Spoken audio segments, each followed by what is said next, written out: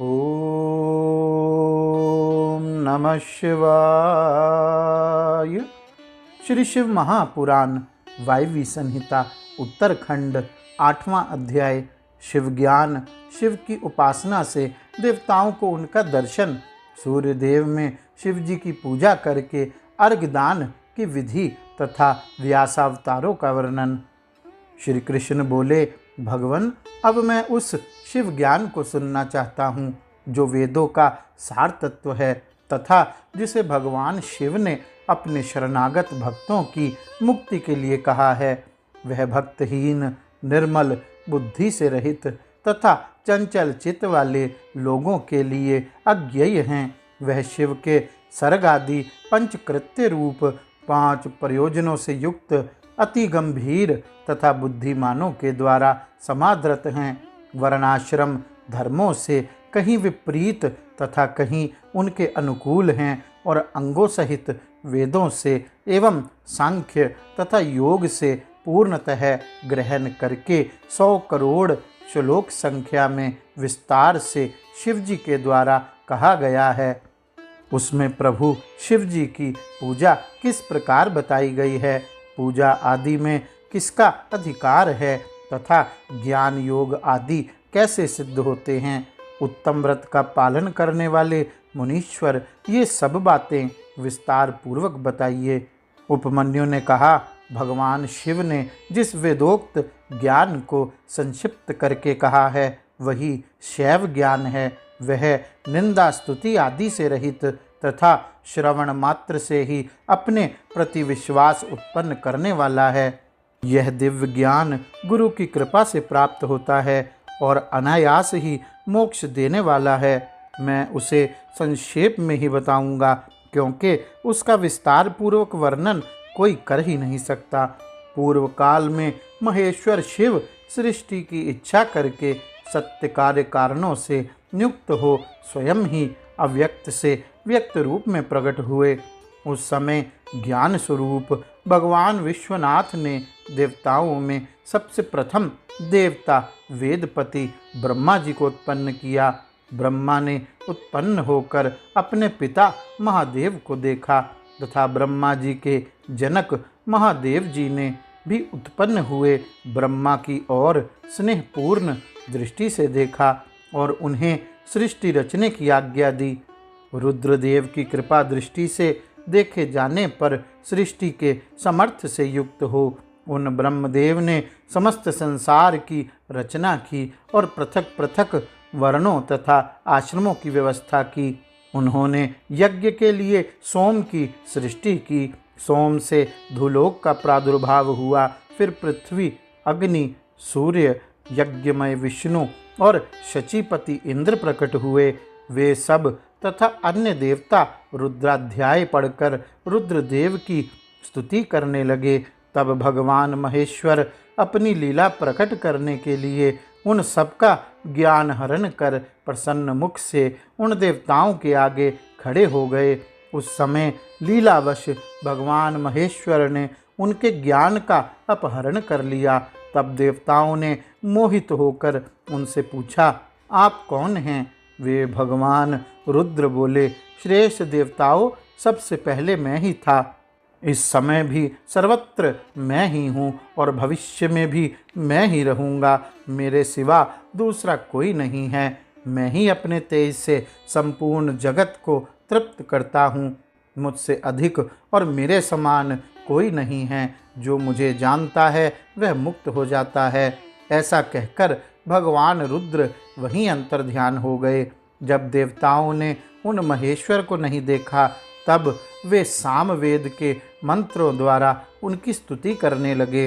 अथर्व शीर्ष में वर्णित पाशुपत व्रत को ग्रहण करके उन अमरगणों ने अपने संपूर्ण अंगों में भस्म लगा लिया। यह देख उन पर कृपा करने के लिए पशुपति महादेव अपने गणों और उमा के साथ उनके निकट आए।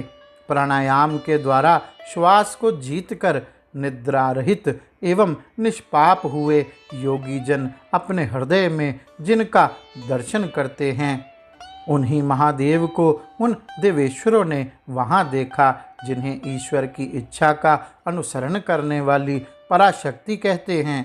उन वामलोचना भवानी को भी उन्होंने वामदेव महेश्वर के वाम भाग में विराजमान देखा, जो संसार को त्याग कर शिव के परम पद को प्राप्त हो चुके हैं तथा जो नित्य सिद्ध हैं। उन गणेश्वरों का भी देवताओं ने दर्शन किया।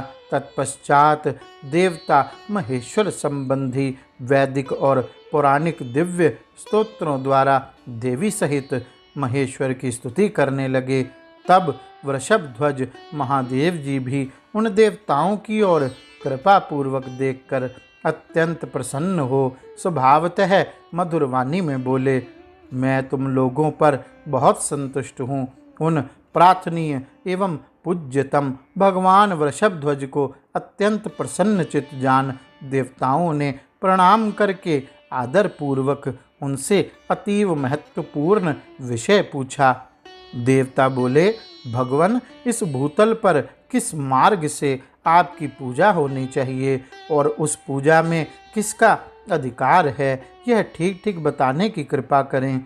तब देवेश्वर शिव ने देवी की ओर मुस्कुराते हुए देखा और अपने परम घोर सूर्यमय स्वरूप को दिखाया। उनका वह स्वरूप संपूर्ण ऐश्वर्य गुणों से संपन्न, सर्व तेजोमय, सर्वोत्कृष्ट तथा शक्तियों, मूर्तियों, अंगों, ग्रहों और देवताओं से घिरा हुआ था। उसके 8 भुजाएं और 4 मुख थे। उसका आधा भाग नारी के रूप में था। उस अद्भुत आकृति वाले आश्चर्यजनक स्वरूप को देखते ही सब देवता यह जान गए कि सूर्यदेव, पार्वती देवी, चंद्रमा, आकाश, वायु, तेज, जल, पृथ्वी तथा शेष पदार्थ भी शिव के ही स्वरूप हैं। संपूर्ण चराचर जगत शिवमय ही है। परस्पर ऐसा कहकर उन्होंने भगवान सूर्य को अर्घ दिया और नमस्कार किया।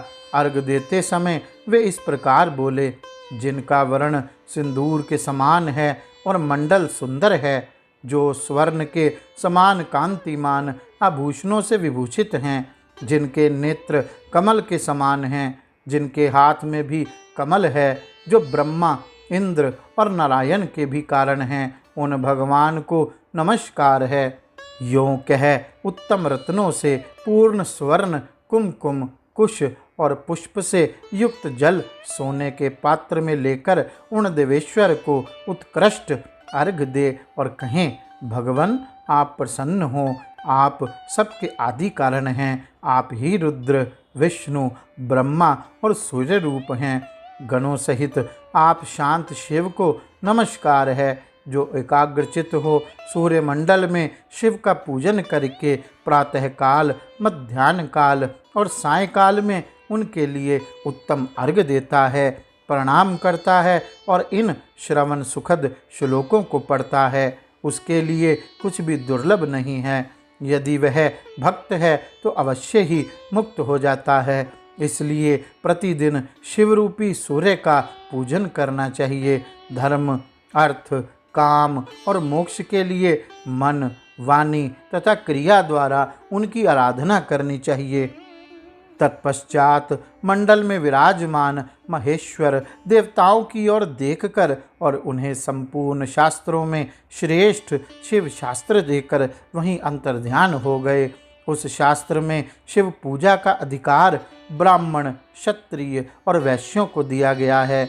यह जानकर देवेश्वर शिव को प्रणाम करके देवता जैसे आए थे वैसे चले गए। तदंतर दीर्घकाल के पश्चात जब वह शास्त्र लुप्त हो गया, तब भगवान शंकर के अंक में बैठी हुई महेश्वरी शिवा ने पति देव से उसके विषय में पूछा। तब देवी से प्रेरित हो चंद्रभूषण महादेव ने वेदों का सार निकालकर संपूर्ण आगमों में श्रेष्ठ शास्त्र का उपदेश किया। फिर उन परमेश्वर की आज्ञा से मैंने, गुरुदेव अगस्त्य ने और महर्षि दधीचि ने भी लोक में उस शास्त्र का प्रचार किया। शूलपाणी महादेव स्वयं भी युग युग में भूतल पर अवतार ले अपने आश्रित जनों की मुक्ति के लिए ज्ञान का प्रसार करते हैं। रघु, सत्य, भार्गव, अंगीरा, सविता, मृत्यु, बुद्धिशील, इंद्र, मुनिवर वशिष्ठ, सारस्वत, त्रिधामा, मुनिश्रेष्ठ तिव्रत, शततेजा, साक्षात धर्मस्वरूप नारायण, स्वरक्ष, बुद्धिमान अरुणि, कृतंजय, भरद्वाज, श्रेष्ठ विद्वान गौतम, वात्सर्वा मुनि, पवित्र सुषमायनी, तृणाविंदु मुनि, कृष्ण, शक्ति, पराशर, उत्तर जातुकर्णय और साक्षात नारायण स्वरूप कृष्ण द्वैपायन मुनि, ये सब व्यासावतार हैं। अब क्रमशः कल्प योगेश्वरों का वर्णन सुनो। लिंग पुराण में द्वापर के अंत में होने वाले उत्तम व्रतधारी व्यासावतार तथा योगाचार्यवतारों का वर्णन है। भगवान शिव के शिष्यों में भी जो प्रसिद्ध है उनका वर्णन है।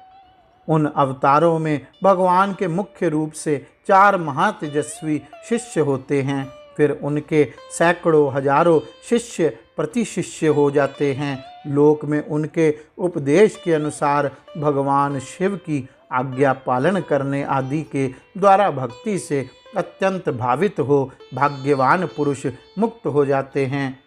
गौरी शंकर भगवान की जय। ओम नमः शिवाय।